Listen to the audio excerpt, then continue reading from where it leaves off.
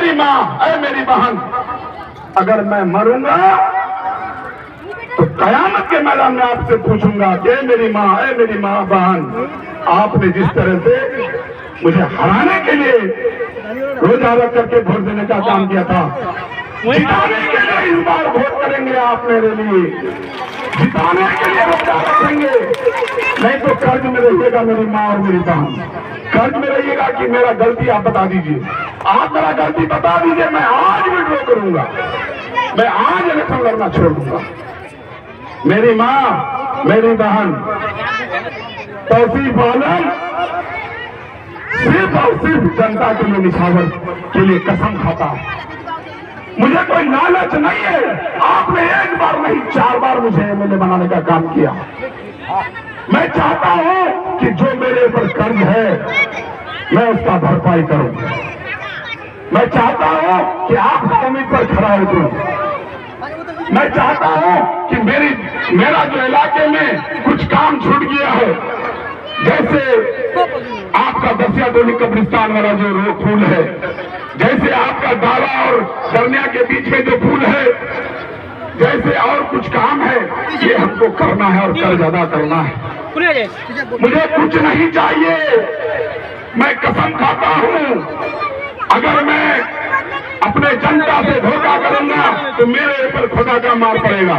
और मैं असदुद्दीन ओवैसी साहब से यही कहना चाहूंगा कि आप मुझे अपना लीजिए, मेरा बहादुर विधानसभा के लोग आपके साथ खड़ा है। आज कुछ लोगों ने आकर के कहता है, इमरान प्रताप मेरी आकर के क्या कहता है कि मेरे हेलीकॉप्टर का पैसा सीमांचल वासी देता है। मैं उनसे कहना चाहूंगा, इमरान भाई अपना राजनीतिक औकात को भी देखना चाहिए। आपको कांग्रेस ने टिकट दिया था प्रतापगढ़ से, तो आपको कितना वोट आया था? 15,000, जमानत भी नहीं बचा था। आप हमारे असदुद्दीन ओवैसी साहब पर उंगली उठाने से पहले सोचना चाहिए। आपके तरह कितनों को सांसद बना दिया, कितनों को विधायक बना दिया, कितनों को मंत्री बना दिया। अरे असद, मैं तो असदुद्दीन ओवैसी साहब पर गर्व करता हूं कि आज हिंदुस्तान का आवाज बन चुका है, 30 करोड़ मुसलमानों का आवाज बन चुका है। मैं कहना चाहता हूं, एक मीर जाफर का गलती से हिंदुस्तान 300 साल गुलामी किया है और हिंदुस्तान को आजादी लेने के लिए 65,000 मुसलमानों को शहीद होना पड़ा। ऐसा गलती मत करना। बहुत सारे मीर जाफर आएंगे, बहुत सारे मीर जाफर आएंगे, आपको भटकाएंगे। भटकना नहीं है, हमारा आज आवाज बन चुका है हमारा असदुद्दीन ओवैसी साहब। आप नहीं चाहते हैं कि आपका कब्रिस्तान बच जाए, आप नहीं चाहते हैं कि आपका मस्जिद बच जाए, आप नहीं चाहते हैं कि आपका दरगाह बच जाए, आप नहीं चाहते हैं कि आपका ईदगाह बच जाए। क्या आप नहीं जानते हैं कि वक्त काला कानून जो हमारे माथे पर थोपा गया है, इस काला कानून के तहत हमारा सब सरकारी हो जाएंगे, हमसे ले लिया जाएगा। वो तो देन असदुद्दीन ओवैसी साहब का है, जिन्होंने सुप्रीम कोर्ट में केस करके इस कानून को रोका गया है। मैं शुक्रिया अदा करता हूं हमारे असदुद्दीन ओवैसी साहब को। हमारे नौजवान साथी, हमारे मुसलमान के गार्जियनों, आज हमारे नेता को चरमपंथी बोला जाता है। आज अगर अपना हक मांगने के लिए, सीमांचल वासियों को हक देने के लिए, आज अगर हमारे इस इलाके में आकर के आपका भाई को एमएलए बनाने आया है, आपका भतीजा को एमएलए बनाने आया है, आपका भाई को एमपी बनाने के लिए आया है, मैं उन लोगों से कहना चाहता हूं कि अगर असदुद्दीन ओवैसी साहब हैदराबाद से आया है तो दिल्ली वाला क्या आपका जीजाजी है? अरे असदुद्दीन ओवैसी साहब पर नाच करता हूं।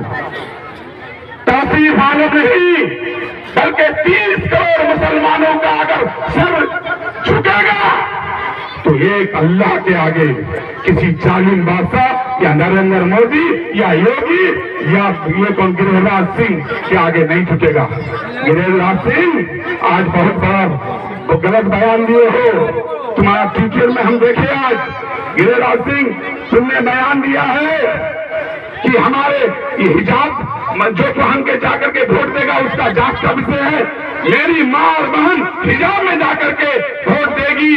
तुम्हारे अंदर अगर हिम्मत है तो तुम रोक के दिखा देना।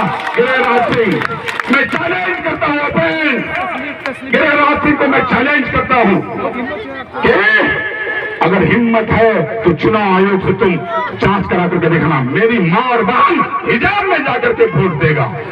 मैं आप लोगों से कह देना चाहता हूं कि जात धर्म में अगर उनसे कोई गलती हुआ है, मेरे नौजवान साथी, मेरे भाइयों, मैं जात धर्म में अगर हमसे कोई गलती हुआ है तो हम उसके लिए माफी चाहते हैं। अभी जो आपके बीच प्रत्याशी है वो अपने आप को गरीब बोलता है। मैं उनसे पूछना चाहता हूं कि जो गरीब है उसका बेटा डॉक्टर बनेगा, और जो गरीब है वो प्रोफेसर बनेगा, और जो गरीब है वो मियां साहब का बेटा होगा। गरीब नहीं है, ये छपासा है। देखिए, आप किसी नए चेहरा को अगर जिताएंगे तो सीखते सीखते 5 साल लग जाएगा, फिर 5 साल पीछे हो जाइएगा। तौसीफ आलम 15 साल का अनुभव है। लोग कहता है तौसीफ आलम जाहिल है, तौसीफ आलम मैट्रिक पास किया हुआ है। अरे तुम्हारा नेता जिस पर तुम नाच करते हो, जिसको तुम मुख्यमंत्री बनाना चाहते हो, वो 9th फेल है। अरे मैं गर्व से कहता हूं कि मेरा नेता बैरिस्टर एक बैरिस्टर था जिसका नाम महात्मा गांधी था, जिन्होंने इस देश को आजाद किया। दूसरा बैरिस्टर अम्बेडकर था, जिन्होंने इस देश का संविधान को बनाने का काम किया। तीसरा बैरिस्टर हमारा नेता है। मैं गर्व से कहता हूं कि मेरा नेता बैरिस्टर है। बस यही कहकर के आप लोगों से विनती करने के लिए आया हूं। बहादुर उनका मामला नहीं है, तौसीफ आलम का मामला नहीं है। आज अगर हम असदुद्दीन ओवैसी साहब का हाथ को कमजोर करेंगे तो हमारा आवाज को कौन पार्लियामेंट में उठाया, हमारा आवाज को कौन विधानसभा में उठाएगा। कुछ लोग कहता है कि 2-4 सीट लेके क्या करेगा। अरे क्या करेगा, 7 सीट हैदराबाद में है। जिधर चाहता है असदुद्दीन ओवैसी साहब उधर सरकार हिलता है। बगैर एमआईएम का सरकार बनने नहीं देंगे। लेकिन मैं एक बात का दावा करता हूं कि बीजेपी का सरकार बनने भी नहीं देंगे किसी भी कीमत पर, चाहे हम लोगों को बाहर से समर्थन देना पड़े, लेकिन बीजेपी का सरकार बनने नहीं देंगे। यही कहा करके मैं रोक सकता हूं। अस्सलाम वालेकुम।